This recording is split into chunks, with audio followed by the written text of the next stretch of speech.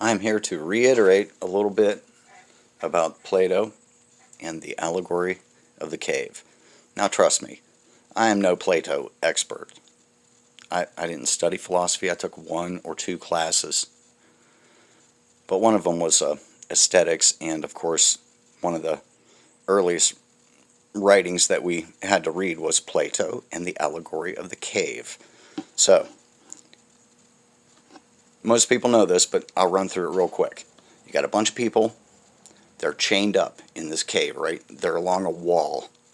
Their backs are to the wall, and they're chained in such a way that they really can't look to the left or the right. They have to look straight ahead, and they're looking at this wall that's probably, 20, 30 feet ahead of them. Well, they don't know that behind them is another wall, a higher wall, and there are people on that wall that have like a light that they can project onto the wall that the people chained up are looking at. Okay? So they can't see the people behind them because they're chained. Anyways, these people behind, we'll call in the projection booth, are casting shadows, images of, like, maybe it's a cat, and then they hear, and they think that's a cat, and then they see a cow, and the cow goes, and they think it's a cow. Okay, so one of the people ends up being able to escape, and he gets out of the cave, and he sees the world. He sees the world for the first time. His eyes, he has to shade his eyes, has to get used to it. Anywho, he can't believe what he sees. It's fascinating, it's wonderful, he's free. Well, what he should have done was took the hell off and ran. But he decided that he had to save the people in the cave, so he went back.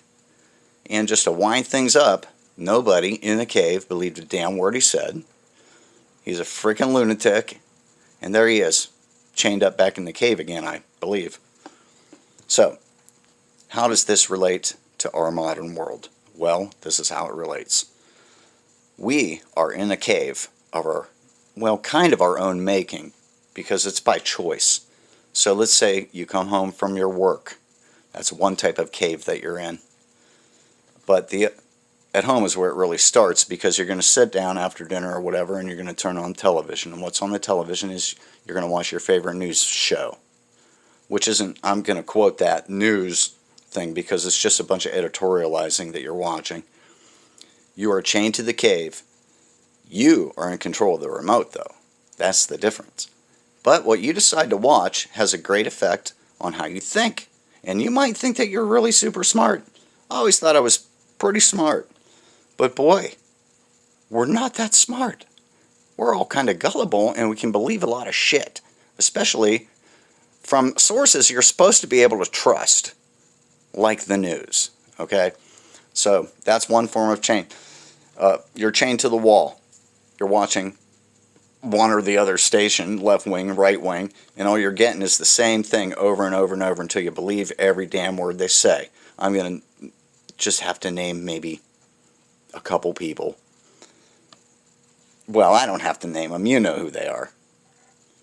But anyway, there are other forms of caves too, okay? Let's say a society that you're in.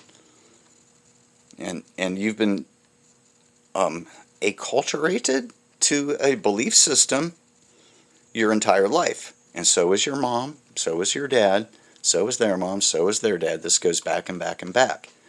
Now, what happens like one of the kids gets sent to school somewhere in another country, and they get captivated by this new culture, and it's just totally like frees them up, from what they were raised with, and they break out of that. And then when they go back, it's like they've became something else. They don't want to be back. Everyone's going to think, hey, they've been brainwashed, blah, blah, blah. But maybe they've just been actually opened up. We were brainwashed from the beginning. So anyway, that's my brief synopsis of the Plato and the Allegory of the Cave and how it pertains to our modern existence. Don't believe everything you see. Don't believe everything you hear. And really, you can't believe anything you read anymore.